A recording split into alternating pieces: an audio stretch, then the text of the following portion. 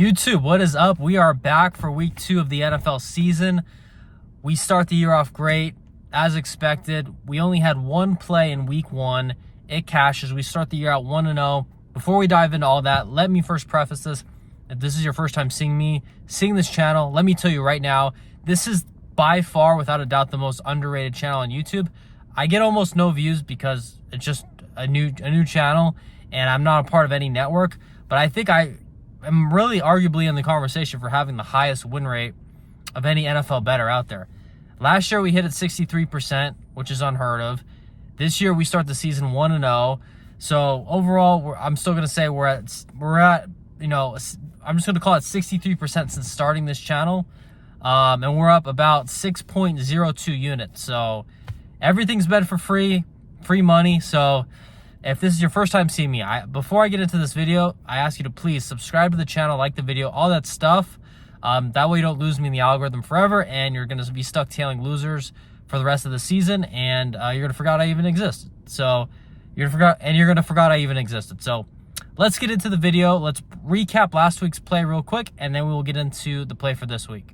All right, so last week we only had one play. I said it's a really tough board. The lines are really tight, and plus, I told you guys last week, teasers was a big thing in what we do. We can no longer play teasers because the odds have gotten really inflated on teasers and there's no longer value. So now I have to transition my style to finding value in straight bets, okay? So we found the Commanders at -6.5 hosting the Giants. I saw a lot of people were on the Giants last week. A lot of hype around the Giants. There's this thing that happens when every new season starts and you forget that bad teams are bad. Everybody gets this perception that everybody's good. And it's just not the case. There's still a lot of bad teams. You just kind of forget because you weren't reminded week in and week out by how bad they were. They had Russell Wilson over Daniel Jones, and I in my handicap I did give that an improvement, but I think we're starting to see something with the New York Giants here that there might just be a Brian Daboll problem. I know everybody hypes him up as this offensive genius, and his claim to fame is Josh Allen, but since Daboll's left Josh Allen's been fine, and Daboll he's made everybody's betting with look bad so far. And Daniel Jones balling out in his first game with the Colts does not help his case. So I don't know. Brian Daboll, I'm very, very skeptical of his competency as a head coach. And anyways, I told you guys I like this play because I was not a believer in the Giants, not a believer in Russell Wilson, and this was a really bad team last year. Yes, they made improvements. And then with the Commanders, my handicap was basically, they're insanely elite last year, and they also made improvements. So you have an elite team and a shit team, and both teams made improvements. I don't know why the line was less than a touchdown. We had to take that value. I expected I said the line should have been Commanders 9.5, and I had to take the 6.5. So I watched the game. That they won 21-6, but honestly, that could have been a lot uglier. That could have been a 35-6. The Commanders missed some just by this much. Executing some open passes that would have been touchdowns and big plays that moved the chance, and also the Giants got lucky and bailed out on some penalties.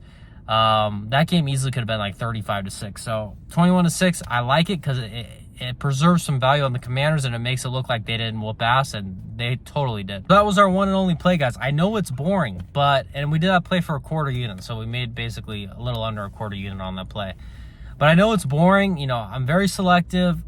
I don't always risk a lot of units, but that's why we seem to do better than everybody else, because everybody else is forcing a billion plays, their win percentage is low, and by the end of Sunday, you're just sad because you're like, damn, I wasted my whole Sunday watching football and lost money. So we try not to do that on this channel. We try to actually be very selective and just snipe the best plays on the board. And if there's no plays, I'll say there's no plays this week, and it sucks and it's boring, but that's just how I roll. So week 2, doubling down basically on our logic from last week. We are going to be riding with the Washington Commanders yet again on Thursday Night Football because they're +3.5 against the Green Bay Packers. Now, this is not me just, no matter what, I'm blindly going to play the Commanders because I'm really high on them. Yes, I'm very high on them, but I do a full-blown handicap on the game. I make my numbers, and then I evaluate it compared to the sportsbook's line. And again, as high as I am on the Commanders, I'll be honest. The line I made for this game is basically Packers -1. So I'm not even saying I expect the Commanders to win this game, but with this line, it tells me it's basically a coin flip. It's basically a 50-50 match. And in a scenario like that, if I'm getting plus 3.5, there's value there, and I want to get involved. So who's going to win this game? I don't know. Like I said, Packers -1. They might squeak it out. But I really see this game going either direction. I think the winner of this game comes down to a field goal. And in a game like that, if I can get plus 3.5, and plus it's not even a juice 3.5, it's a -110 3.5, which is great. So I will take a very elite football team and the Washington Commanders. I know the Packers had an unbelievable outing. Micah Parsons, so there's so much hype around this team. They beat a heavyweight, people perceived as a heavyweight, Detroit Lions, but this Lions lose both their coordinators. They might not even be close to being what they were. So who knows how legit that win will look like when the year, continues on. So I just think the amount of hype on the Packers right now is huge.